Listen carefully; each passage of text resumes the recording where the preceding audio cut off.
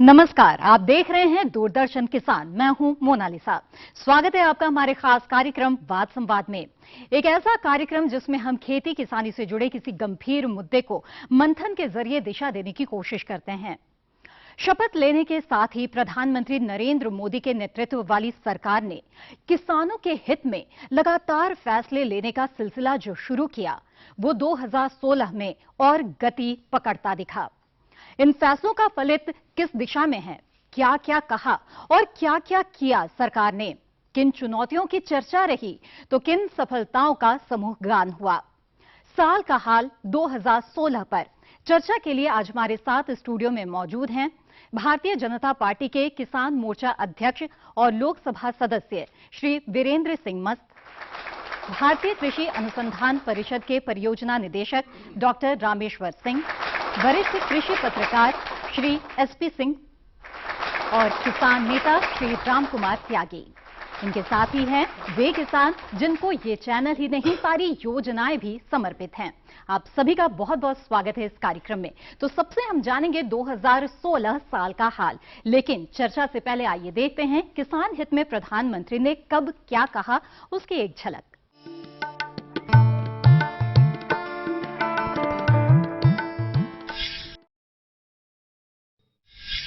सिक्किम के उन लाखों किसानों को मैं नमन करता हूं कि उन्होंने अपनी राह छोड़ी नहीं,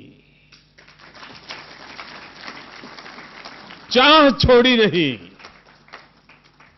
और जो राह नहीं छोड़ता, चाह नहीं छोड़ता, वो जीवन में कुछ पाकर के रहता है। और आज दुनिया पूरी सिक्किम के लिए तालियां बजाती होगी। हमारे किसानों की जो आय है, हमारे किसानों की जो इनकम है, वो 2022 तक हम 2 गुना करके छोड़ेंगे, 2 गुना करके छोड़ेंगे, ये संकल्प कर सकते हैं। बजट पूरी तरह गांव को समर्पित है, किसान को समर्पित है और एक लंबे समय तक देश के ग्रामीण अर्थकारण को नई ऊर्जा मिले, नई गति मिले, नई ताकत मिले, उस पर बल दिया गया है। किसान का स्वभाव है,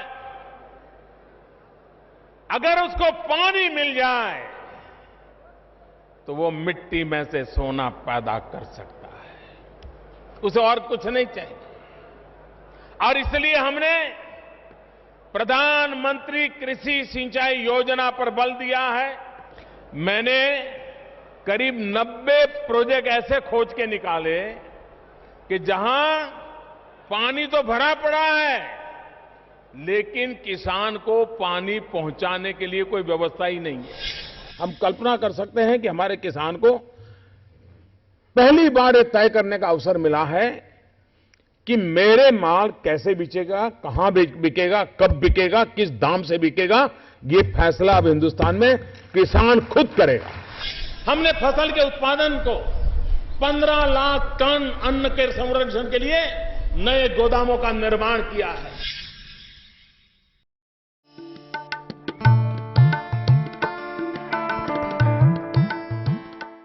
तो अभी आपने प्रधानमंत्री श्री नरेंद्र मोदी के भाषणों की एक झलक देखी।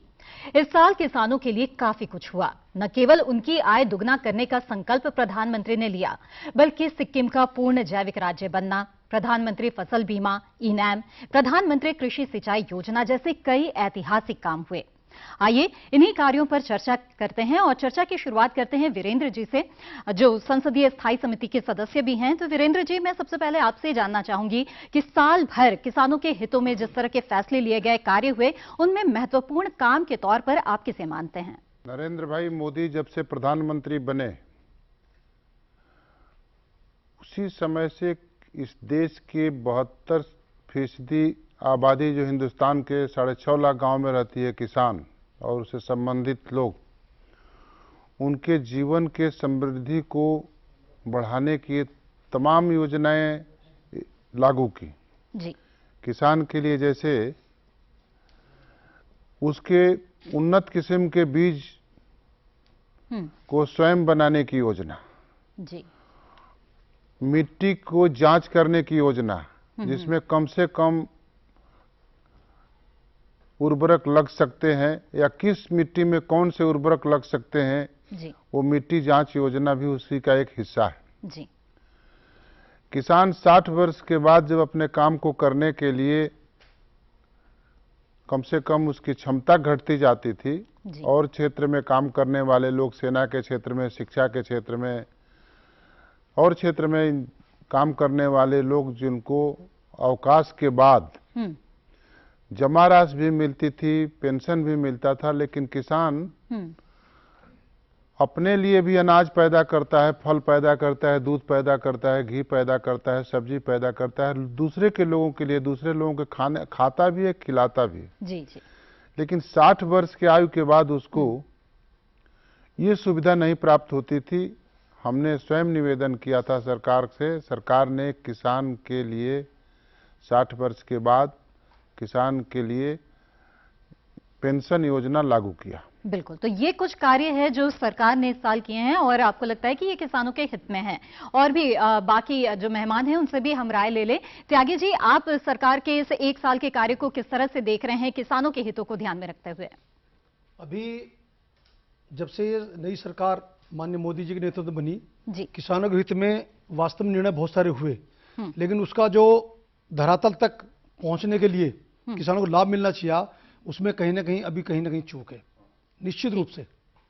दूसरी बात मैं कहना चाहता हूं, जैसे भी माननीय सांसद महोदय ने बताया कि सॉइल हेल्थ कार्ड के विषय में वो सब काम चला है, लेकिन उसकी परसेंटेज की मात्रा अगर आप स्टेट गवर्नमेंट के माध्यम से आप उसको मंगाएं तो उसका न्यूनतम मानक किसानों को प्राप्त हुआ है। बहुत जगह मैं भी अनेक जिलों में भ्रमण किया है, मैंने देखा है कि हेल्थ सॉइल मिट्टी गई है, लेकिन चेकिंग के लिए कहते हैं भी डॉक्टर नहीं है या उसके जांच के लिए जो नमूना जो दवाई चाहिए वो नहीं मिल पा रही है, तो कहीं ना कहीं उसका दिक्कत आ रही है निजी स्तर पर। ठीक है, यानी कि कई कार्य हुए हैं लेकिन जो धरातल पर उसके लाभ हैं वो अभी नजर आने बाकी हैं। डॉक्टर रामेश्वर, आप क्या मानते हैं जो पूरे साल की उपलब्धियां रही है सरकार की, उनमें से महत्वपूर्ण क्या है? मेरा संबंध आईसीआर से है, जो कृषि, शिक्षा, अनुसंधान और विस्तार तीनों क्षेत्रों में काम करता है। बिल्कुल। और हमारे यहाँ अक्सर ये पूछा जाता था कि जो गैप है टेक्नोलॉजी को किसानों तक पहुंचाने का, उसको कम किया जाए।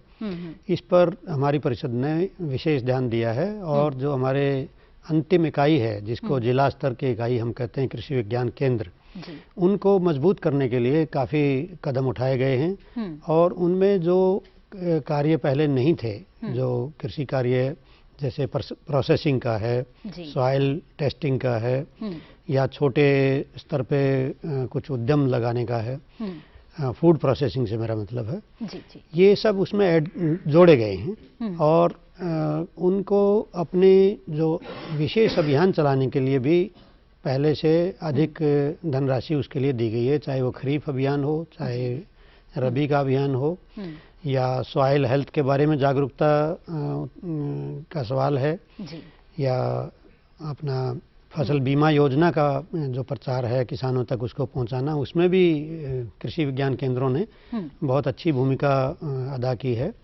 और एक विशेष योजना चलाई गई थी, मेरा गांव मेरा गौरव। बिल्कुल।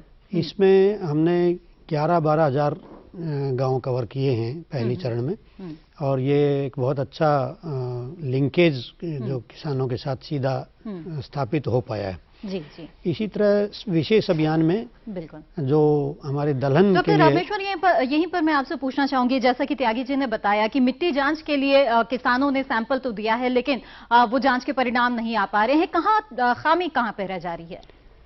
नमूने मिट्टी के लेकर उनकी जो आगे जांच की जाती है उसमें थोड़ा समय भी लगता है, और पहले से पूरी तरह तैयारी नहीं थी। अच्छा। क्योंकि सब जगह ये सुविधा नहीं थी। और जैसे हमने मृदा परीक्षक एक मोबाइल मिनी लैब का विकास किया, और ये हमने करीब 480 KVKs में इसको दिया गया, जी। इस तरह से उनकी क्षमता बढ़ाने का भी काम किया गया है और इसमें काफ़ी आशातीत परिणाम आ रहे हैं। जी। अभी मुझे उम्मीद है कि जो टारगेट्स हैं वो शायद समय पर पूरे हो जाने चाहिए। बिल्कुल, यानी कि जो आधारभूत संरचना की जरूरत है इन लक्ष्यों को पूरा करने के लिए, उसे और मजबूत किए जाने की कोशिश चल रही है और उम्मीद की जानी चाहिए कि जल्द ही वो पूरी हो जाएगी। यहाँ पर कई किसान हमारे साथ मौजूद हैं, आइए उनकी भी प्रतिक्रिया लेते हैं। और सबसे पहले मैं पूछना चाहूंगी आप लोगों में से कि आप किस तरह से सरकार ने जो फैसले लिए हैं इस साल भर में, उसे किस तरह से देखते हैं? सबसे पहले हम जो प्रधानमंत्री जी की जो योजना फसल बीमा योजना है जी, वो बहुत अच्छी योजना है और उसका जो प्रीमियम रखा गया है वो भी न्यूनतम है। बिल्कुल। और खतरा जो फसल का खराब होने का था उसमें बीमे में उसका नुकसान की भरपाई भी वो बीमा कंपनी करेगी। ये बहुत अच्छा सराहनीय कदम है। बिल्कुल, तो ये एक उपलब्धि इस सरकार की रही है कि बीमा की जो योजना लेकर आई है सरकार, वो बहुत अच्छी लेकर आई है। जी, आप क्या बताना चाहेंगे उपलब्धि के बारे में? मैं सरकार की यूरिया के बारे में बताना चाहूंगा कि जो नीम लेपित यूरिया आया है उसके आने से जो शॉर्टेज रहती थी एक तो वो खत्म हो गई है। दूसरा, जो कीटनाशक दवा यूज होती थी ज्यादा, उनमें भी कमी आई है। जी, तो ये भी एक अच्छी पहल रही सरकार की, क्योंकि खाद बीज की उपलब्धता एक बहुत बड़ा मुद्दा रहती है किसानों के लिए। एक तो वो उपलब्धता बढ़ी है और साथ ही नीम लेपित होने की वजह से जो मिट्टी की गुणवत्ता है उसमें भी सुधार हो रहा है और ये एक अच्छी पहल रही। और कोई बताना चाहेंगे जो ये साल भर हुई है सरकार की तरफ से कोशिशें, उनमें किसे आप बेहतर कदम मानते हैं? आजादी के बाद ये पहली सरकार है जिसने किसान हित में खाद के दाम घटाए हैं। इससे ये परिलक्षित होता है कि प्रधानमंत्री जी ने जो 2022 तक किसानों की आमदनी दुगना करने का वादा किया है, ये हम लोगों को सार्थक परिणाम देगा, जिससे किसान भी आराम की जिंदगी और इस देश का असली मालिक होने के नाते अपने सारे संसाधनों का देश हित में सरोकार करेगा। जी, तो यहाँ पर प्रतिक्रिया ले लेते हैं जो खास मेहमान हमारे साथ मौजूद हैं। एसपी सिंह जी, आपने सबकी बातें सुनी हैं जो मेहमान हमारे साथ हैं और किसान खासतौर पर किस तरह के फैसले हैं जिसे सरकार की तरफ से एक अच्छा फैसला इन्होंने माना है। आपकी क्या प्रतिक्रिया है कि ये साल भर जिस तरह के कार्य सरकार की ओर से किए गए हैं उस पर? देखिए मोनालिसा, जब ये सरकार आई, सत्ता में आई, तब से लेके लगातार 2 साल ताबड़तोड़ सूखे का दौर चलता रहा। इसमें बेहाल रहा, हाल नहीं बेहाल रहा किसान 2 साल। लेकिन यह पहला साल है 2016 का जिसमें बेहतर मानसून, बेहतर नमी और सरकारी नीतियां भी उसी तरह की थीं, उनके अनुकूल थीं, जिससे यह संभावना बनी है कि यह साल बहुत ही अच्छा होगा, आने वाले दिन और भी अच्छे होंगे। देखिए, यह सरकार 2 चीजों पे काम कर रही है, 2 ध्रुव को मान के। नंबर 1, किसान की सबसे बड़ी मुश्किल थी उसकी लागत का बढ़ना, दूसरा था लागत के अनुरूप उसको मूल्य का न मिलना। ये 2 बड़ी चुनौतियों के बीच यह सरकार बेहतर नीतियों में लाने में सफल रही है। लेकिन देखिए, खेती एक ऐसा व्यवसाय है जिसमें आज करिए और तुरंत मिल जाए उसका नतीजा, ऐसा होता नहीं है। इसमें बहुत इंतजार करना पड़ता है। आज खेती लगेगी तो 6 महीने बाद, 3 महीने बाद, और कभी कभी कोई ऐसी भी फसल है जो साल भर बाद भी देती है। और सेंट्रल गवर्नमेंट जो भी नीति लेके आई है उसे इम्प्लीमेंटेशन खुद नहीं करना है। जैसे हमारे किसान भाई बहुत अच्छी बात कह रहे थे कि अभी ये लाभ नहीं मिल रहा, वो लाभ नहीं मिल रहा। ये सरकार सेंट्रल की बैठी हुई पॉलिसी बना सकती है, इसे इम्प्लीमेंटेशन का काम, इसे लागू करने का काम, किसानों तक ले जाने का काम, खेतों तक पहुंचाने का काम और मंडी तक पहुंचा के उसे दाम दिलाने का काम, ये पूरी तरह स्टेट पर डिपेंड करता है। जो स्टेट जितना बेहतर काम करेगा किसानों के लिए, खेती के लिए, वो सेंटर की पॉलिसी अगर उसको वो इंप्लीमेंट करता है तो किसानों के लिए बहुत ही बेहतर यह साल रहा और आने वाले दिन भी बेहतर होंगे। बिल्कुल, तो बेहतर कल की उम्मीद नजर आ रही है। डॉक्टर रामेश्वर, जैसे कि आपने बताया भी कि किस तरह से जो विज्ञान केंद्र है, कृषि विज्ञान केंद्र है, उसे मजबूत करने के लिए काफी जो धन है वो सरकार की तरफ से दिया गया है। परिषद के बारे में बताएं कि किस तरह के कार्य 2016 में किया गया है। परिषद में जो हमारा सबसे ट्रेडिशनल काम है नई वैरायटीज निकालना, वो निरंतर आगे चल रहा है। उसमें हमारे पास नए टूल आए हैं जिनमें हम मॉलिक्यूलर मार्कर के द्वारा ब्रीडिंग कर रहे हैं। पहले समय ज़्यादा लगता था और मार्कर असिस्टेड जो ब्रीडिंग आई है हमारी, उससे हमारी फसलों की उन्नत प्रजातियां विकसित करने में हमें काफ़ी आशातीत सफलता मिली है। और इसमें हम अब केवल यील्ड पर ध्यान नहीं दे रहे हैं कि पैदावार ज़्यादा हो, इसमें हम रोग प्रतिरोधी वो भी देख रहे हैं, गुण भी देख रहे हैं। दूसरे इसमें जो पोषक तत्व हैं उन पर भी ध्यान दिया जा रहा है। जैसे धान में चावल में 7% प्रोटीन होती है करीब। जी। अभी ऐसी प्रजाति हमारे वैज्ञानिकों ने निकाली है जिसमें 10.5% तक भी प्रोटीन आ गई है। तो ये 1.5 गुना प्रोटीन की मात्रा इसमें। इसी तरह जिंक की मात्रा धान में वो भी ज़्यादा एक वैरायटी अभी रिलीज की गई है। तो मैं इस तरह एक एक करके गिनाऊंगा तो बहुत लगेगा, क्योंकि यानी कि कई कार्य किए जा रहे हैं अनुसंधान इसमें मेरा लेकिन वीरेंद्र जी आपसे मैं ये पूछना चाहूंगी कि जैसे हमने कुछ देर पहले देखा भी कि प्रधानमंत्री ने एक तरह से एक अफसोस जताया है कि दुनिया जिस तेजी से आगे बढ़ रही है, अनुसंधान कार्य जो हमारे यहाँ पर हो रहा है उसकी गति उतनी तेज नहीं है। क्या ये एक अफसोस है या फिर उम्मीद है उनको बहुत ज्यादा कि इसमें और अनुसंधान कार्य जो है उसे बढ़ाया जाए? दरअसल कृषि का काम कई मंत्रालयों में बटा हुआ है। एक कृषि मंत्रालय है, उसकी वित्त की जरूरतें, धन की जरूरतें होंगी, वो वित्त मंत्रालय से पूरी होती हैं। उसके उत्पादन के व्यापार की जरूरतें वाणिज्य मंत्रालय से पूरी होती हैं। उसकी सिंचाई की जरूरतें जल संसाधन मंत्रालय से, नहीं तो बिजली मंत्रालय से पूरी होती हैं। उसके उत्पादन की सप्लाई की जरूरतें सप्लाई मिनिस्ट्री से, फूड एंड सप्लाई मिनिस्ट्री से पूरी होती हैं। और सब बच जाता है तो जैसे त्यागी जी ने कहा, वो सब सारे संघीय व्यवस्था के कारण से राज्य पर निर्भर करता है। जी।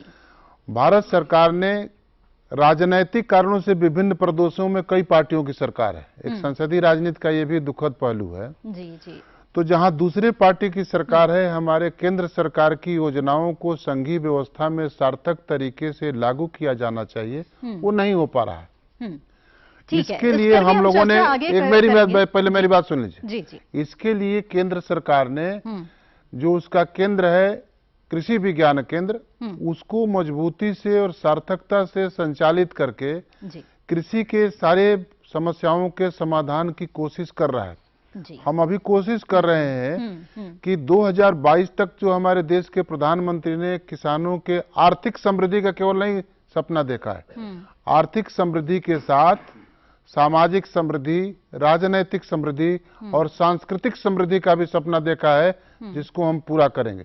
आर्थिक समृद्धि उसका एक महत्वपूर्ण आधार है जो सामाजिक, राजनैतिक और सांस्कृतिक समृद्धि को विस्तृत करता है।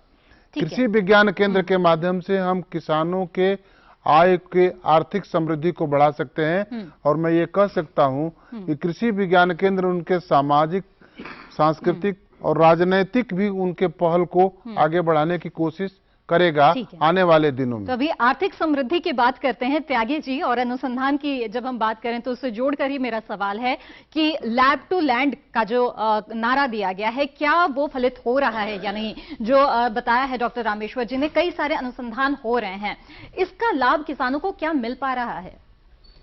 देखिए, जहां तक अभी डॉक्टर साहब बता रहे थे जी, अनुसंधान में अभी सांसद महोदय ने बताया अनुसंधान में बहुत पीछे हैं। ये माननीय प्रधानमंत्री मान रहे हैं इस बात को।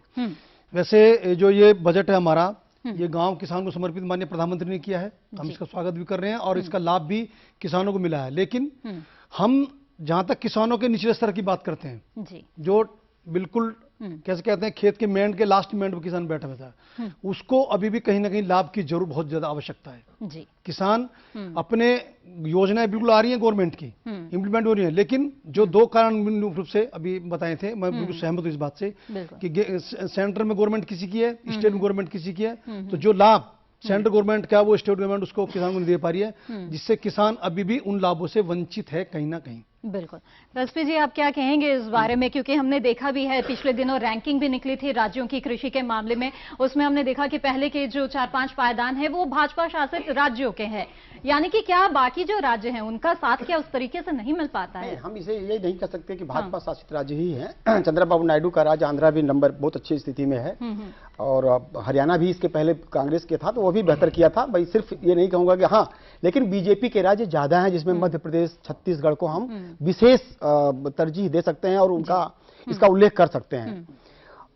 आप देखिए तो जो पॉलिसी बनती है, जैसे इस सरकार ने जो पॉलिसी बनाई, जमीन से शुरू किया, पहले मिट्टी की जांच से शुरू किया कि हमारी जो उसकी सेहत को ठीक करें। पहले मिट्टी से हमें यह पता चले कि हमारी मिट्टी को क्या जरूरत है, नंबर 2।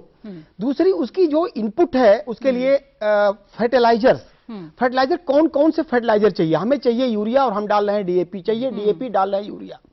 तो ये तो पहले ये जानकारी करने के लिए जांच जरूरी थी, जिसकी जांच मामले में सॉइल हेल्थ कार्ड की पहल को बहुत ही बेहतरीन माना जाना चाहिए। पहल की है। और मैं आपको बताऊं कि अभी ये चर्चा चल रही थी कि लैब बहुत कम है, मैं आपको बताऊं कि आज ही अभी कृषि मंत्री की साल भर की लेखा जोखा भी पेश कर रहे थे, इसके पहले मैं वहीं से लौटा हूं आया सीधे।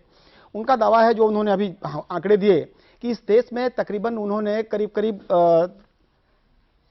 4000 मिनी लैब और करीब करीब 500 लैब उन्होंने खोले, जबकि पिछली सरकार के पूरे कार्यकाल में 10 साल के कार्यकाल में सिर्फ 460 लैब खुले थे, जैसा उनका आंकड़ा था, मेरा आंकड़ा नहीं है। जी जी जी। तो इसका मतलब कि सरकार तेजी से आगे बढ़ रही है। नंबर 2, फर्टिलाइजर में नीम कोटेड यूरिया करने के से आज देखेंगे कि पूरी खाद को लेके कहीं किसी भी स्टेट से कोई डिमांड नहीं आ रही है सेंटर के पास, खास तौर पर। तो काला बाजारी बंद हो गई, कोई डिमांड नहीं आ रही। इसका मतलब दूसरी बात, नीम कोटेड यूरिया से कीटनाशक के प्रयोग बंद हो गए, केमिकल कीटनाशक के। जी जी। वो नीम स्वयं में कीटनाशक होते हैं। तीसरा, नीम कोटेड यूरिया सबसे बड़ा इसके लिए लाभकारी। तीसरा, हर खेत को पानी। देखिए, पानी इतना देना आसान नहीं है, कहना बहुत आसान है, लेकिन सरकार ने एक पहल बहुत अच्छी की है कि अगर कम पानी है तो कम पानी वाली खेती को कैसे, जिसको अधिक पानी की जरूरत है, धान की खेती, क्या कभी कोई सोच सकता है कि माइक्रो इरिगेशन से हो सकता है? क्या कोई सोच सकता है गन्ने की फसल माइक्रो इरिगेशन से हो सकता है? लेकिन इस सरकार ने जो पहल की है वो काबिल तारीफ है। इस साल सिर्फ 2016 में तकरीबन 12 लाख हेक्टेयर सिंचित जमीन हुई है माइक्रो इरिगेशन से, यह काबिल तारीफ है। यानी कि कई अच्छी पहल इस सरकार के द्वारा इस साल की गई है और इस पर हमारी चर्चा आगे भी जारी रहेगी। लेकिन कार्यक्रम में फिलहाल वक्त हो गया है एक और छोटे से ब्रेक का, हम जल्द हाजिर होते हैं, बने रहें हमारे साथ।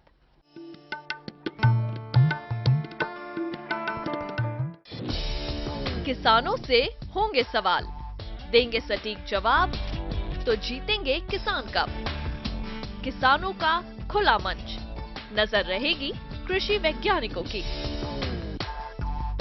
देखिए किसान प्रश्न मंच, गुरुवार रात 10 बजे।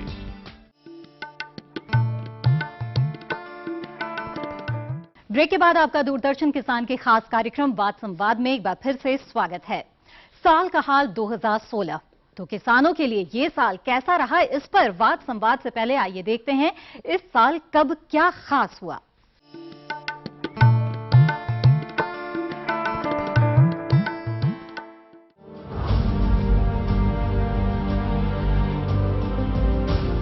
साल 2016 में कुछ तारीखें खेती किसानी को लेकर किए गए फैसलों के कारण यादगार बन गई। 13 जनवरी, प्रधानमंत्री की अध्यक्षता में केंद्रीय मंत्रिमंडल ने दी प्रधानमंत्री फसल बीमा योजना को मंजूरी। 18 जनवरी, सिक्किम देश का पहला पूर्ण जैविक राज्य बना। 12 फरवरी, मध्य प्रदेश में पहले मेगा फूड पार्क की स्थापना, 25 से 30 हजार किसानों को मिलेगा फायदा।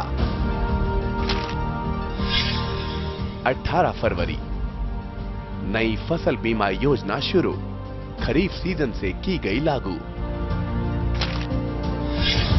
29 फरवरी, बजट के दौरान किसानों के लिए घोषणाओं का खुला पिटारा, 2022 तक उनकी आय दोगुनी करने का रखा लक्ष्य। 19 मार्च, मौसम, मंडी भाव और बीज विक्रेताओं की जानकारी देने वाला किसान सुविधा ऐप लॉन्च। 6 अप्रैल, हरियाणा के करनाल में पहले राज्य बागवानी विज्ञान विश्वविद्यालय की स्थापना। 14 अप्रैल, राष्ट्रीय कृषि बाजार की घोषणा, 10 दिवसीय ग्रामोदय से भारत उदय अभियान शुरू।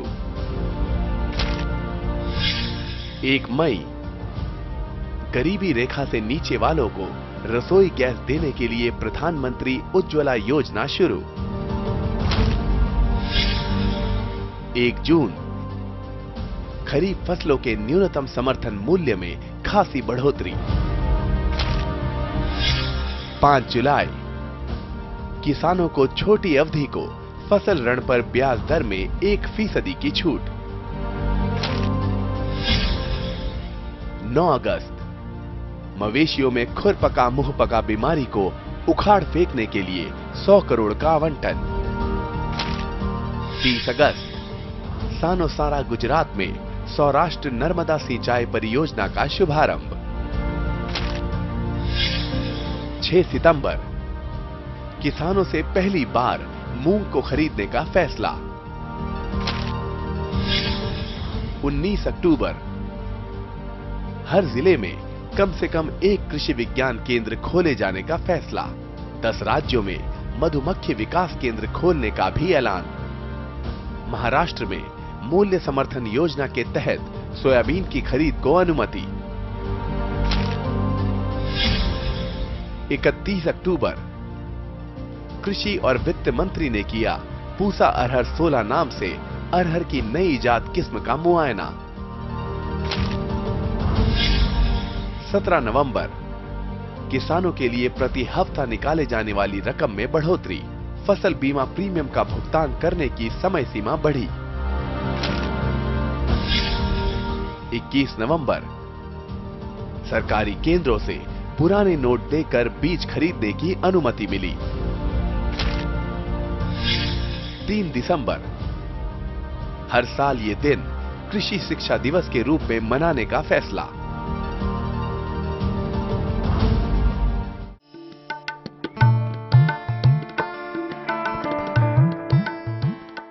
तो कब क्या हुआ, आपने इसकी एक वानगी देखी। साल का हाल 2016, इस पर चर्चा को हम आगे बढ़ाते हैं। वीरेंद्र जी, प्रधानमंत्री ने किसानों की आय 2022 तक दुगनी करने का संकल्प मध्य प्रदेश के सीहोर में किया और हमने देखा कि ये एक बड़ी घोषणा नहीं है, बल्कि इसके साथ साथ इस दिशा में कुछ ना कुछ होता भी रहा है। केवल लक्ष्य ही नहीं तय किया गया, उस लक्ष्य को हासिल करने के लिए एक रोड मैप बनाकर उस पर आगे बढ़ा भी गया। देखिए, मैं अपने पहले की बातचीत में भी मैंने इस कठिनाई को बताया है कि कृषि मंत्रालय, कृषि की भूमिका, कृषि का विषय कई मंत्रालयों में बटा है और संघीय सिस्टम में राज्य का भी है जी। मैं इस बात को बहुत दुखद भाव में कह रहा हूं कि उत्तर प्रदेश का जो क्षेत्रफल है, दुनिया में कहीं भी गंगा यमुना के मैदान से अच्छा उपजाऊ, ज्यादा उपजाऊ जमीन नहीं। ये दुनिया की रिपोर्ट में बता रहा हूं। सबसे ज्यादा उपजाऊ गंगा यमुना का मैदान है और सबसे कम उपज देता है। मैं ये नहीं कह रहा हूं कि शासन से ही सारी किसानों की समस्या का समाधान हो जाएगा, मैं किसान होने के नाते भी बता सकता हूं, लेकिन किसान जो शासन को राजस्व या रेवेन्यू देता है, उसी अपेक्षा से देता है कि किसान के या आम लोगों के समृद्धि के लिए या हर समस्याओं के कुछ समाधान के लिए शासन काम करेंगे। मध्य प्रदेश की जमीन उत्तर प्रदेश की जमीन के उपजाऊ के तुलना में कहीं नहीं टिकते हैं, लेकिन देश में मध्य प्रदेश की आज कृषि का उत्पादन देश में सबसे पहला हो गया है। इसका कारण है कि शासन वहां किसानों के समस्या के समाधान के लिए तत्परता से कोशिश कर रहा है। लेकिन मैं ये सवाल मेरे बात सुन, उस उत्पादन का वाजिब मूल्य मिले, ये भी बेहद जरूरी है और इस दिशा में भी सरकार ने इनाम जैसे कई कार्य आप जिस वाजिब की बात करते हैं, उस वाजिब की परिभाषा को मैं खारिज करता हूँ। अच्छा। ये समर्थन मूल्य और उचित मूल्य कुछ नहीं। क्या उचित है, क्या समर्थन होता है?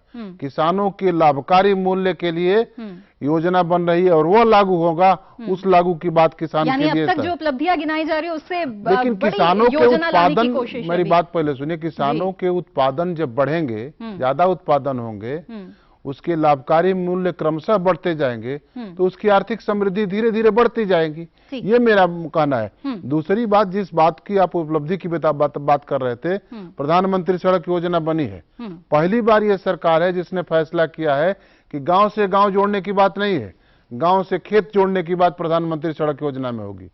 गांव से खेत जोड़ने की योजना होगी तो खेत में आवाजाही किसान का बढ़ेगा, तो खेती का उत्पादन स्वयं में बढ़ेगा।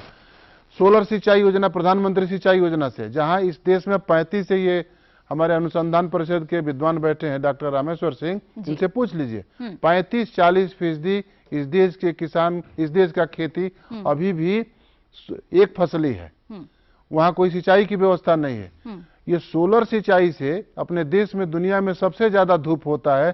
सोलर सिंचाई से खेती की लागत 45% कम हो जाएगी और एक फसल के बजाय 2 फसल होने लगेंगे, तो किसान की आमदनी बढ़ जाएगी हमारे प्रधानमंत्री ने जो 2022 तक किसानों की आर्थिक समृद्धि, सामाजिक, राजनीतिक समृद्धि का जो संकल्प किया है, वो इसी से और इसी रास्ते से पूरा होने वाला है। चलिए, और जो यहाँ पर किसान मौजूद है, आइए जानते हैं कि उन्हें किस तरह की उम्मीद है, या फिर वो इन जो प्रयास किए जा रहे हैं उन्हें किस तरह से देखते हैं। ये बताएं कि सरकार की तरफ से जो लक्ष्य रखा गया है किसानों की आय को दुगनी करना, उसे कितनी गंभीरता उसमें आपको नजर आती है? कोई बताना चाहेंगे इस बारे में अपनी राय? प्रधानमंत्री की जो योजना हेल्थ सॉइल कार्ड बनाने की है, वो इसमें सबसे गंभीर पहल करेगी। क्योंकि आपको मैं एक चीज बता दूं कि गुजरात में 2001 में 14,000 करोड़ रुपए की आय थी, जो 2011 में नरेंद्र भाई मोदी जी थे, उसको 80,000 करोड़ रुपया हो गया। वो सॉइल हेल्थ कार्ड के ही स्तर पर वहां 100 प्रयोगशालाएं लगाई गई। हमारा विचार ये है कि इस तरह से प्रयोगशाला लगाए जाएंगे गांव में, उससे हमारा देश का आय बढ़ेगा। जी, इस बारे में कोई प्रतिक्रिया देना चाहेंगे? जी एसपी जी। प्रधानमंत्री या इस सरकार की एक बहुत अच्छी योजना है कि हम अपने खेती से जुड़े हुए जो और उद्यम हैं, जिन्हें बाड़ी के रूप में कहा जाता है, जो अन्य उद्यम हैं, उसमें आप बागवानी है, डेयरी है, मत्स्य है, फिशरी है, पोल्ट्री है, बी कीपिंग है, इतने काम है कि अगर इसे ठीक से ध्यान दिया जाए तो आज की तारीख में अभी भी जो अगर एग्रीकल्चर की जो ग्रोथ है आज की तारीख में 4% को पार करने लगी है ग्रोथ, उसकी एक वजह है बागवानी यानी बाड़ी, और हार्टिकल्चर, डेयरी और फिशरी, एनिमल हस्बेंड्री, ये ऐसे सेक्टर हैं जो किसानों के साथ सीधे जुड़े हुए हैं, और उससे इतने लाभ हो रहे हैं कि सरकार का पूरा ध्यान उसी पर है। इसीलिए बजट में अगर देखा जाए तो बजट का एक बड़ा हिस्सा उसी और बागवानी और एनिमल हस्बेंड्री, फिशरी और पोल्ट्री की ओर जा रहा है। तो आइए पूछ लेते हैं रामेश्वर जी से भी कि क्या क्या इस दिशा में और हो रहे हैं जिस पर हमारी चर्चा चल रही है। डॉक्टर रामेश्वर, कृषि में जो विविधता है वो बनाए रखना बहुत आवश्यक है जी। और जो अलाइड सेक्टर है, जिसमें चाहे मशरूम उत्पादन है, चाहे वर्मी कंपोस्ट का उत्पादन है, शहद का उत्पादन है, लाख का उत्पादन है, और छोटी इकाइयां जैसे बायो फर्टिलाइजर का उत्पादन आजकल वो भी कर सकते हैं। और इनके साथ में जो माइक्रो एंटरप्राइज हम टेक्निकली कहते हैं, उस तरह के सारे काम जो हैं उनको कैसे प्रचारित किया जाए और कैसे उनमें स्किल डेवलपमेंट किया जाए। तो आईसीआर भी skill development council of India के साथ मिलके इसमें नए प्रोग्राम चला रहा है, जो कि उसके मॉडल जो नॉर्म्स हैं स्किल डेवलपमेंट काउंसिल के, उनको पूरा करें। और एक बहुत बड़ी संख्या में हमारे पास जो युवा हैं खास तौर से, उनमें ये कौशल उत्पन्न हो और इसको माइक्रो एंटरप्राइज की तरह से लें। इसी तरह हमने technology incubator, business process development units अपने यहाँ बनाई हैं। किसान भाई बीज उत्पादन से जुड़ रहे हैं, जिसमें बहुत लाभ उनको मिल रहा है और कई किसानों ने इसमें बहुत अच्छा काम किया है। इसी तरह जो नर्सरी का काम है, जिसमें माइक्रो प्रोपेगेशन, टिश्यू कल्चर से पौध तैयार करना, ये आधुनिक तरीके हैं जो लोग सीख रहे हैं। चाहे वो प्रोटेक्टेड कल्टीवेशन में बहुत लोग आगे आ रहे हैं, इसको बढ़ावा भी सरकार दे रही है। संरक्षित खेती, कि जमीन तक ये चीजें कहां तक पहुंच रही है। त्यागी जी, आप बताएं। हमने देखा है कि इस बार के बजट में भी खासतौर पर जोर कृषि और ग्रामीण जगत को रहा है, और जिन बातों की चर्चा हो रही है, ये चीजें किसानों तक कहां तक पहुंच पाई है? अभी बजट के विषय में बहुत लंबी चर्चा हुई है। अभी जो डॉक्टर साहब बता रहे थे उस विषय में मैं कहना चाहता हूं कि सरकार की सोच बहुत अच्छी है और उस दिशा में बहुत भरसक प्रयास भी जारी है जी। अगर स्टेट गवर्नमेंट या सेंट्रल गवर्नमेंट दोनों मिलकर युवाओं को खेती के साथ साथ कुछ ऐसे रोजगार भी उपलब्ध करा दे तो देश में रोजगार की समस्या भी निश्चित रूप से समाप्त हो जाएगी। ठीक है। जो अभी डॉक्टर साहब बता रहे थे, अगर अनुसंधान केंद्र की यहां तक बात है, अनुसंधान के विषय में भी अगर छोटे ग्रुपों में किसानों के, जैसे ब्लॉक स्तर पर अभी बता रहे थे माननीय वीरेंद्र जी, अगर ब्लॉक स्तर पर किसानों को ऐसे कुछ अनुसंधान के विषय में किसानों को चौपाल लगाकर ऐसे कुछ बताए जाएं तो किसानों को निश्चित रूप से उसका लाभ ठीक है मिलेगा। आइए और भी किसान यहाँ पर मौजूद हैं, उनसे भी बात करते हैं। बताएं कि इस साल जो कदम सरकार ने उठाया है उसमें लगता है कि किसानों की आय को बढ़ाने की दिशा में कौन कौन से ऐसे फैसले हैं जो ज्यादा मददगार साबित होंगे? क्या है आप लोगों की राय? जैसे अभी जो ये कम लागत का खाद आ गया है, एक तो ये बहुत बढ़िया है। और जो सिंचाई वाली जो योजना है अपने, जैसे जो अपने जहाँ पानी की नहीं होती है वहाँ पानी भरपूर मिले, और बगैर पानी के भी जो है ये सब अच्छी है, जिससे कि 2 फसली जो है अपनी वो खेती उस पर आधारित हो जाएगी, फिर तो उससे बढ़िया है। हाँ जी, आमदनी तो बढ़ रही है, और आमदनी तो और भी बढ़ेगी अगर खाद और पानी का बंदोबस्त बढ़िया रहेगा तो आमदनी और भी बढ़ेगी जी। अभी सांसद जी ने कह रहे थे कि ऐसे टपकाऊ पानी के माध्यम से जो 2 फसल तो 35 दूना 70% तो ऐसे ही डबल आय हो जाएगा। फसल बीमा योजना जो है उससे किसानों को जो है इतनी फायदा कि अगर फसल बो दिया गया, अगर नहीं कुछ पानी नहीं आई, सूखा पड़ गया, तो उनको रिस्क वहां पे जो है सो बहुत कम हो जा रहा है। इसलिए वो उत्साहित होकर कोई खेती करने में यंग ब्लड भी आगे आ रहे हैं, और उस चीज को है माननीय सांसद जी ने पशु के लिए भी बहुत अपने संसदीय क्षेत्र में कार्य किया है, और वहां पर भी आप जाएंगी देखेंगी तो तालाबों का इन्होंने बहुत विस्तारीकरण किए हैं, तो उससे कृषि का वहां पर भी फायदा है और देश में भी फायदा है। सर्टिफाइड बीज होगा तो उसकी निकलने की जो ताकत है वो डबल हो जाती है। जब वो डबल हो जाएगी तो किसान का आमदन ज्यादा होगा, क्योंकि डबल होगा। मान लिया 10 कुंटल निकल रहा तो वो 20 हो जाएगा, 20 होगा तो उसकी आमदन ऐसी ही बढ़ेगी। तो ये सबसे बड़ा महत्वपूर्ण है कि जो बीज सर्टिफाइड है वो मिले और उस पर भी सब्सिडी मिले। मेरा सिर्फ इतना कहना है कि प्रधानमंत्री जी ने 60 साल के बाद किसान पैदा तो करता है, लेकिन मार्केटिंग की उपलब्धता न होने के कारण से जो चीज मैं वाराणसी का हूँ वहाँ 2 रुपए में है, लेकिन अगर मेरे पास मार्केटिंग की क्षमता है तो वहीं मुंबई में 20 रुपए की है। तो प्रधानमंत्री जी ने जो ई मार्केटिंग का दिया है, मैं अभी कल ही दिल्ली में एक मेरे मित्र बता रहे थे कि लंदन में हमारे यहाँ सलजम जो होता है कोई पूछता नहीं है, लेकिन वो $259 में 250 ग्राम का पाउडर बना के ब्रिटेन उसको बेच रहा है। तो प्रधानमंत्री जी के इस पहल से जो हमारे गांव में सलजम होता है, जिसको हड्डी के रोग में सबसे ज्यादा उपचार में वो आता है, किसान के यहाँ फ्री में उपलब्ध है। अगर उसकी हम लोग प्रधानमंत्री जी के ई मार्केटिंग से हम लोग विदेश में उसको बेचेंगे तो किसान का दिन दूना रात चौगुना बढ़ोतरी उसके लाभकारी मूल्य में होगा। जी बिल्कुल, अच्छे सुझाव आपने दिए हैं। वीरेंद्र जी, इस पर कोई प्रतिक्रिया आप देना चाहेंगे?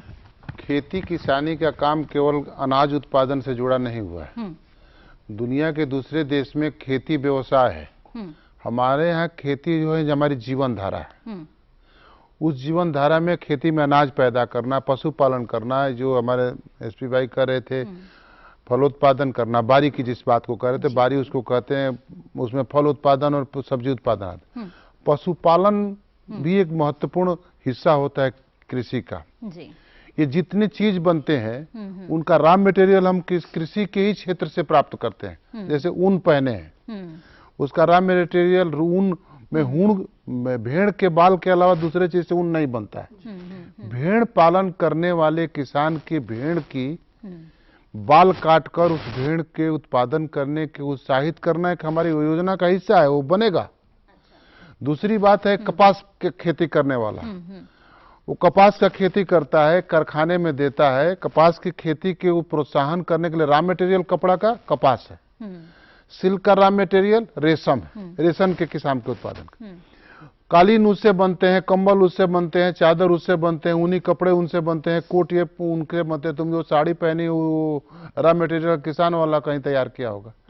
ये सारी चीज किसानों को हम उत्साहित करने की कोशिश करेंगे। जो पशुपालन से भेड़ का, रेशम पालन करने वाला किसान जो सिल्क का, जैसे कपास का किसान जो होगा कपड़े का, उसको प्रोत्साहन करके हम उसको प्रोत्साहन व्यवस्था करके, जैसे दलहन की खेती होती थी पिछली सरकारों ने, मैं सरकार को दोषा, पिछली सरकारों ने दलहन की खेती का उत्पादन, हमारे देश का स्वावलंबी दलहन का खेत का उत्पादन, अपना देश अपना उत्पादन, अपने खर्चे का उत्पादन अपने देश में करता था, दूसरे देश में करता था। लेकिन इस बात का सवाल हमारा है, दूसरे 2.5 साल के सरकार के पहले क्या हुआ है, इस बात का सवाल मेरा इस बात विवाद में और इस कार्यक्रम में है कि दलहन का उत्पादन हमारे देश में कम क्यों हो गया। विदेशी कंपनियों को ब्राजील में हजारों करोड़ रुपया देकर दलहन की खेती करने की योजना किसने बनाई। आज दलहन के दाम को प्रोत्साहित करके जी। हमारे देश में दलहन के उत्पादन करने की योजना जो सरकार बनाई है, बिल्कुल यह सरकार इसीलिए 2022 में कर रही है बधाई की कि हम पात्र है देश ये के सरकार इस के वजह से, और उत्पादन इसका को बढ़ा परिणाम देंगे। भी हम देख रहे हैं कि दलहन की बुआई के जो आंकड़े हैं वो भी प्रोत्साहित करने वाले हैं, और ये हमने देखा है। इस तरह की और भी कई उपलब्धियां हैं, और इस तरह के क्या क्या फैसले और लिए गए हैं, उससे कितना लाभ किसानों को हो पा रहा है, इस पर हमारी ये जो चर्चा है वो लगातार जारी रहेगी। लेकिन फिलहाल कार्यक्रम में वक्त हो गया है एक छोटे से ब्रेक का। बने रहें हमारे साथ।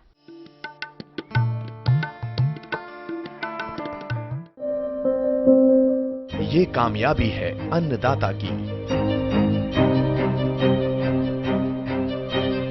एक कहानी है खेत और खलिहानों की। कैसे करें अपने पशुओं की देखभाल, जानिए गांव-गांव के किसानों का हाल। देखिए गांव किसान, सोमवार से शुक्रवार दोपहर 12 बजे।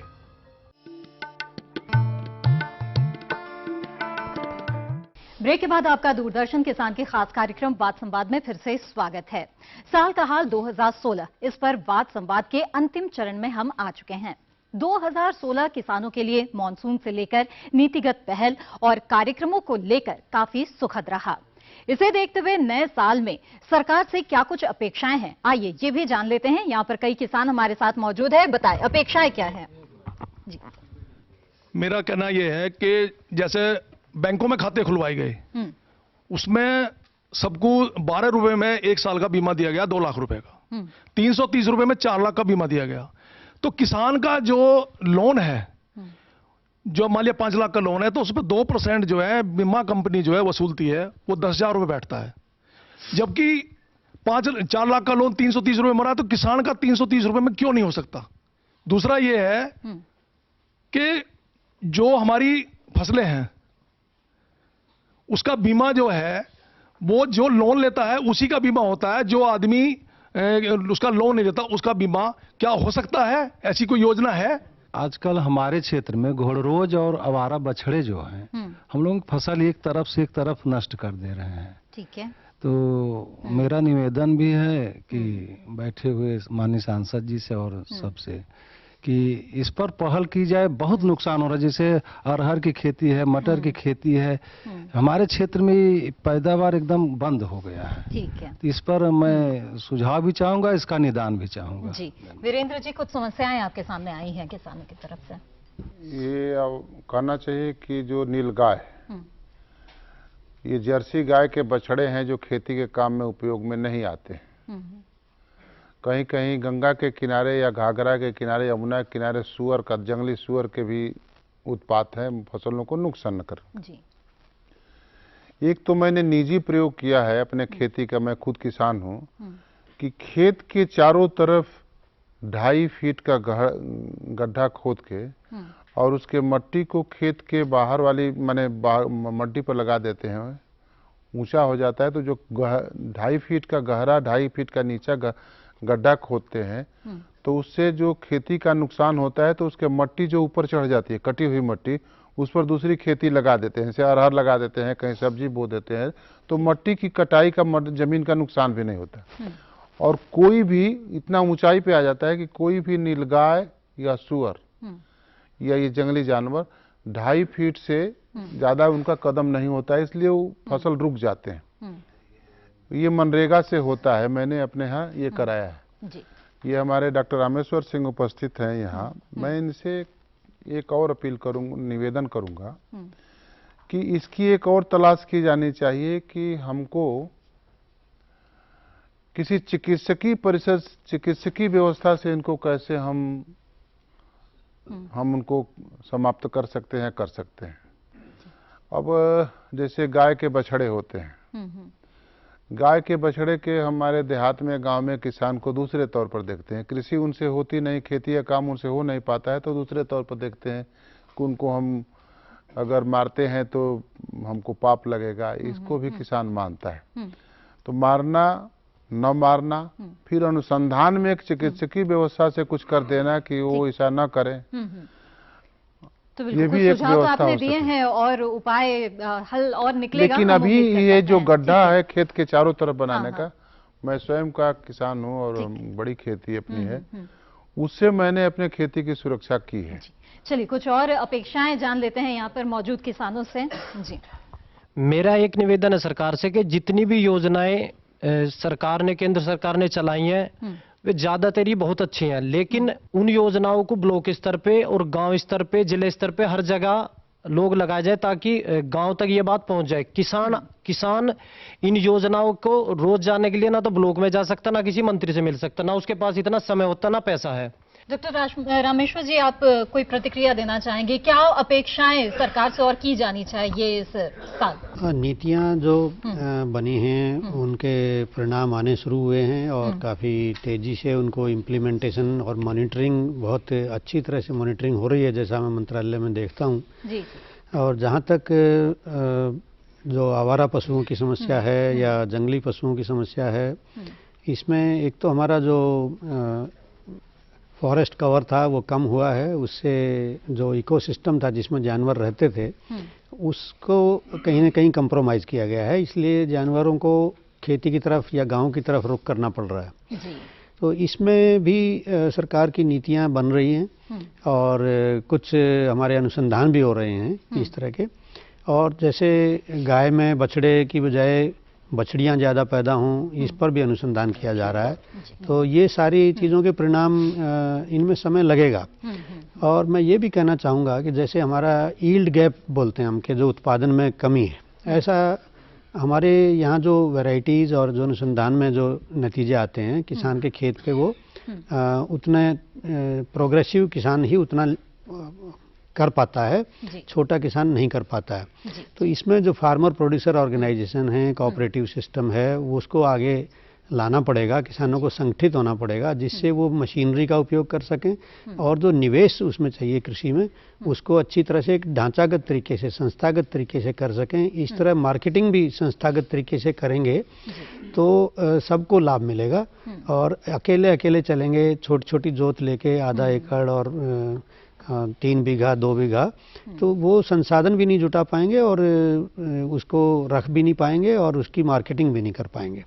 तो इसमें काफी बदलाव मैं कहना चाह रहा था। यहाँ पर ये कोई दो राय नहीं है कि सरकार की तरफ से कई अच्छे कदम जो हैं वो उठाए गए हैं, लेकिन कुछ समस्याएं भी है किसानों की। आपको क्या लगता है किस तरह की चुनौतियां सरकार के सामने इस वक्त हैं? 2-3 सवाल किसान भाइयों ने पूछा है, मैं पहले उनको क्लियर कर दूं। एक पत्रकार होने के नाते मैं उससे जुड़ा रहता हूं सरकार की नीतियों से। पहले तो ये कि जो गैर ऋणी किसान हैं उनको भी बीमा मिलता है और उनकी भी वही रेट लगता है जो ऋणी भी किसानों को। दूसरा यह है कि प्रीमियम 1.5% और 2% है और बागवानी वाली फसलों पे 5% है। और तीसरा यह है कि फसल बीमा योजना का लाभ ये अगर आवारा पशुओं के नुकसान को शामिल नहीं किया गया है, उसमें फसल बीमा योजना में उसे शामिल नहीं किया गया है, ये क्लियरिटी है। बट सरकार के पास इस बात के लिए बराबर दबाव बन रहा है और वीरेंद्र सिंह जैसे किसान नेता बराबर दबाव बना रहे हैं कि किसानों का जो नुकसान हो रहा है उसको इसको भी उसमें शामिल कर लिया जाए। मेरी अब मैं थोड़ा सा इससे हट के कुछ बात करूंगा। ये साल 2016 एक बड़ी चुनौती छोड़ के जा रहा है। आप सभी लोगों की जानकारी के लिए मैं बताना चाहूंगा कि इस देश में दलहन और तिलहन, दाल और तेल, खाने का तेल जिससे हम छौंका लगाते हैं, जरा सोच के देखिए, हम किसान होने का दम भरते हैं, इस देश भरता है 1.5 लाख करोड़, बहुत बड़ा अमाउंट होता है। 1.5 लाख करोड़ का हम इंपोर्ट करते हैं, बाहर से मंगा के खाते हैं, तब हमारी दाल और तेल की कमी पूरी होती है। इस पैसे को अगर हम किसी तरह बचा लेते हैं, यानी अगर ये हमारे खेतों में पैदा होता है तो 1.5 लाख करोड़ का इन्वेस्टमेंट हमारे खेती में होगा और खेती हमारी कहां से कहां पहुंच सकती है। ये मेरा एक सुझाव है और ये मेरा आग्रह भी है। यही भारतीय किसान मोर्चा के नेता बैठे हुए हैं, राष्ट्रीय अध्यक्ष बैठे हुए हैं वीरेंद्र सिंह जी, सरकार से भी मैं चाहूंगा कि इस दिशा में बेहतर काम करें। दूसरा, ये सरकार जब सत्ता में आई थी तो सबसे बड़ी बात ये कह के आई थी, प्रधानमंत्री भी कहते रहे कि इस देश में जो उत्पादन होता है, उत्पादन का एस्टिमेट करने वाली मशीनरी हमारी गड़बड़ है, उसे ठीक करने की जरूरत है। हमें यही नहीं पता चलता कि हमारा गेहूं कितना पैदा है, चावल कितना पैदा हो रहा, और इसी के चलते आप समझिए इसी साल गेहूं कितना पैदा हुआ, इस बात को लेकर एक विवाद छिड़ा हुआ है। उद्योग जगत कुछ कहता है और किसान कुछ कहता है और सरकार कुछ कह रही है। यही वजह है कि सरकार को मजबूरन इंपोर्ट ड्यूटी हटानी पड़ी है। यानी जो 25% लगा हुआ था, उस जो ड्यूटी थी 25 को पहले 10 किया गया और फिर 10 को भी 0 कर दिया गया। यानी इंपोर्ट ड्यूटी की कोई जरूरत नहीं थी, लेकिन लगाना पड़ा और फिर हटाना पड़ा। तो ये सब सिर्फ इसलिए हुआ क्योंकि सरकार के पास कहीं न कहीं संदेह पैदा हुआ एस्टिमेट करने वाली मशीनरी में। तीसरा, इनपुट। यहाँ के किसान, इस देश के किसान बड़े ही जीवट वाले हैं। इनको और भले कुछ आप सस्ता ना दो, महंगा ही दो। सोचिए जरा, किसान अपने खेत में ब्लैक में खरीदता था खाद और सीड और बुआई करता था, महंगे में पानी की सिंचाई करता था। लेकिन अगर इसे इनपुट, सारी चीजें, खाद, बीज, पेस्टिसाइड, ये सारी चीजें अगर उसे सहज भाव से उपलब्ध हो जाएं, हमें नहीं लगता किसी सरकार की उसे जरूरत है। जी, तो चलिए वीरेंद्र जी से जान लेते हैं, कुछ चुनौतियां बताई हैं एसपी सिंह जी ने, क्या कहेंगे? ये चुनौतियां एक तरह से कहना चाहिए कि खेती जो है ये केवल आसमानी ही व्यवस्था से जुड़ी नहीं हुई, ये कहना चाहिए कि सुल्तानी व्यवस्था से भी जुड़ी हुई। जो एसपी भाई कह रहे थे वो सुल्तानी व्यवस्था का दुष्परिणाम कह रहे थे। सुल्तान माने शासक, शासन करने वाला सुल्तान पिछले दिनों में जो निर्णय किए हैं उसके कारण से हमारे यहाँ दलहन की और तिलहन की अभाव में 1.5 लाख करोड़ रुपए के आयात करने पड़ रहे हैं। ये पहली सरकार है 50-60 सालों के बाद जिसने दलहन के और तिलहन के किसानों को 1200 से लेकर 1800 रुपए तक की प्रोत्साहन राशि दी है। और ये मैं कह सकता हूँ किसान होने के नाते कि दलहन की और तिलहन की बुआई के रकबे इस साल भारी मात्रा में बढ़े। आने वाले दिनों में 2-3 सालों में मैं कह सकता हूं किसान होने के नाते कि 1.5 लाख करोड़ के दलहन और तिलहन के आयात बिल्कुल बंद हो जाएंगे। एक बड़ी कठिनाई है जिसको सुल्तानी कठिनाई मैं कहता हूं। यहाँ के जो ब्यूरोक्रेट कुछ हैं उनको भारत नहीं दिखता है, भारत का बाहर ज्यादा दिखता है। वो अपने कागज पर तैयार करने लगते हैं कि गेहूं का भाव हो जाएगा, तिलहन का भाव हो जाएगा, आयात करना चाहिए।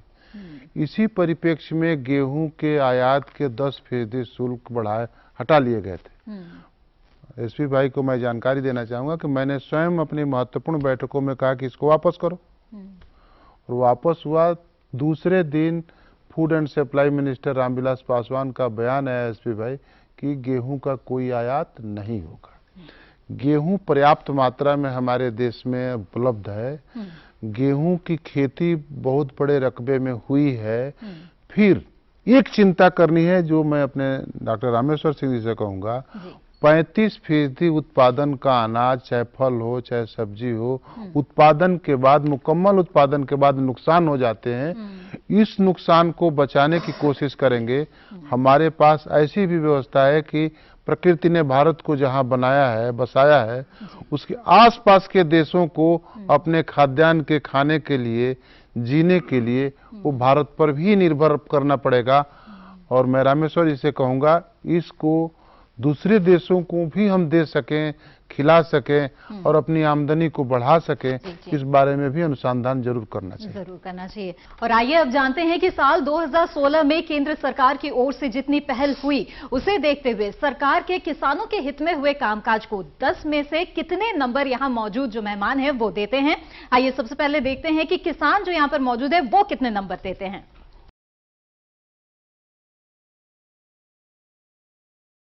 तो यहां मौजूद किसानों ने तो बहुत ही शानदार नंबर दिए हैं। आइए जान लेते हैं कि हमारे पैनलिस्ट कितने नंबर देते हैं। पूरे 10 नंबर। किसानों को 10 में से किसान गवर्नमेंट की इस योजनाओं को 10 में से 10 नंबर चाहता हूं।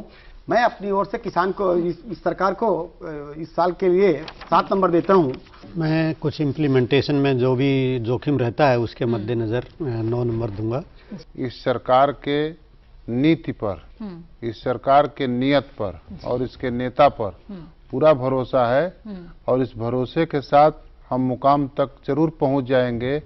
इस संकल्प दृढ़ संकल्प के प्रधानमंत्री को देखते हुए मैं इस सरकार को 10 नंबर देता हूं। और यानी कि हमारे जो पैनलिस्ट हैं और किसान हैं, उन्होंने कुल मिलाकर 2016 के दौरान सरकार के कामकाज को शानदार बताया है। आज के वाद संवाद में बस इतना ही। नया साल आपके जीवन में नई उम्मीदें लेकर आए, आपकी फसलें खूब लहलहाए, आप उपज का लाभकारी मूल्य भी पाएं। इसी कामना के साथ लेते हैं विदा। कार्यक्रम के लिए समय निकालने के लिए सभी मेहमानों का बहुत बहुत धन्यवाद। साथ ही दूर दराज से, गांव से आए किसानों का खास तौर पर आभार। अगले हफ्ते नए विषय और नए तेवरों के साथ फिर मिलेंगे। तब तक के लिए दीजिए इजाजत। आप बने रहिए दूरदर्शन किसान पर। नमस्कार।